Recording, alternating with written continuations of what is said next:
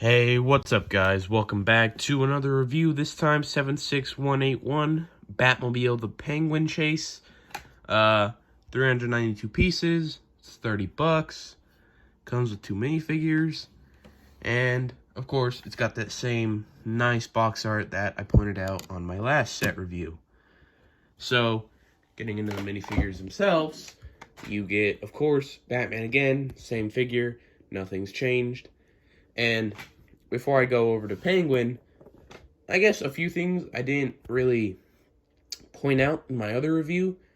First off, of course, he does have back printing. It's just simple armor stuff, and it looks like a grappling hook on his belt right there. And another thing is, I kind of wish they did the cowl differently, because obviously, one, his chin is far more exposed with the actual, like, Robert Pattinson suit, and also I wish they could have done something similar, but not completely similar to the Adam West cowl where there's like lines on it, because obviously in the movie that's how it is. It's got like lines where it's like maybe been sewn together, and you know, details like that would have been nice to see, especially since, I mean, out of the 4 Batman sets they make, he appeared in 3 of them, minus that Technic Batmobile. So, to put in the effort to make a nicer cowl would have been nice, but, you know, this one still works. And then, getting onto the Penguin, he comes with that new stud shooter as a rocket launcher of sorts, and just a normal gun. And as you can see, he's got, you know, classic kind of penguin purple suit with trench coat underneath, and taking his hair off reveals that he, of course, has 2 expressions, a kind of smug one and then a more angry, maybe terrified look, whatever you want to call it. And yeah, all in all, very nice figure, and, you know, suitable for the scene, of course, because he's in the chase. And getting onto the Batmobile itself, it looks quite nice. I think it can easily be displayable if you want it, and if you want, you could even take off these flames, and as well, the clips holding the flames, if you want to just a normal kind of sports car as well. You know, pretty simple. I don't think it would affect the look too much if you remove them. And yeah, of course, it's got kind of somewhat bat features, I guess. Maybe, you know, kind of swoops right there, like the start of a Batmobile. And in the back, you have the engine with a flame coming out, of course, and a pretty nicely detailed engine for $30. I mean, you get the full look. And in the back here, you can see there's like a red clear piece as well. And, you know, coming to the front, they've hidden away the stud shooters in a nice way, similar to the A-Wing, which I always approve of, because it just makes the set look nicer. And, you know, you press down right here with the piece with the hole in it, and it comes flying out.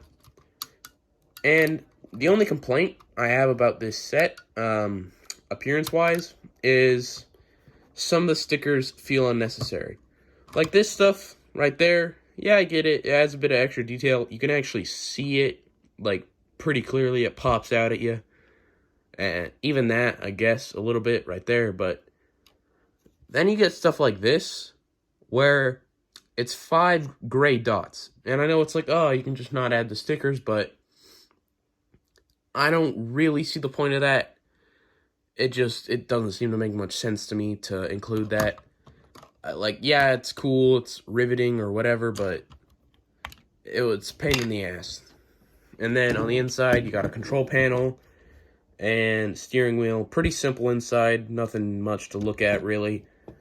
And now, I'm going to get to a section kind of comparing sizes to other similar $30, $40 sets. So, yeah, let's get over to that. So first up, we got the A-Wing, and coming from a top-down perspective, you can obviously see the A-Wing much longer, by a little bit, and wider.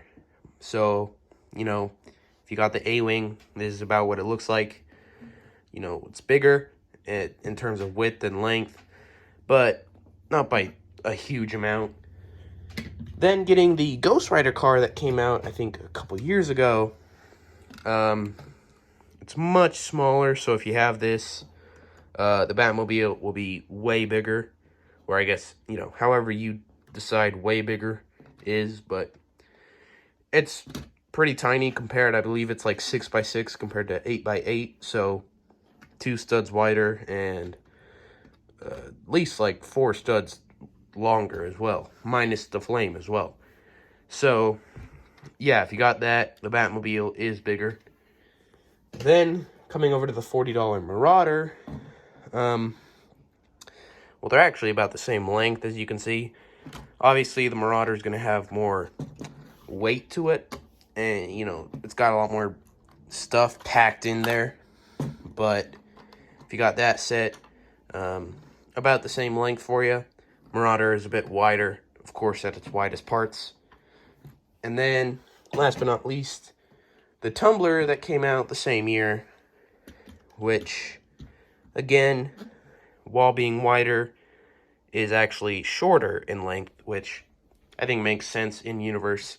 The Tumbler is more of a tank, and there will be a review coming of that in a couple days. So, there you have it. Just, I guess, a couple of size comparisons for anyone if they need it. And, yeah, hope you enjoyed. Hope my voice wasn't sounding too weird. I feel a little bit sick, so apologize for that. And, if you want to see more, subscribe. Like I said, Tumblr review and one more coming later this week and next week. And, yeah, hope you enjoyed, and I'll see you in the next one. Peace.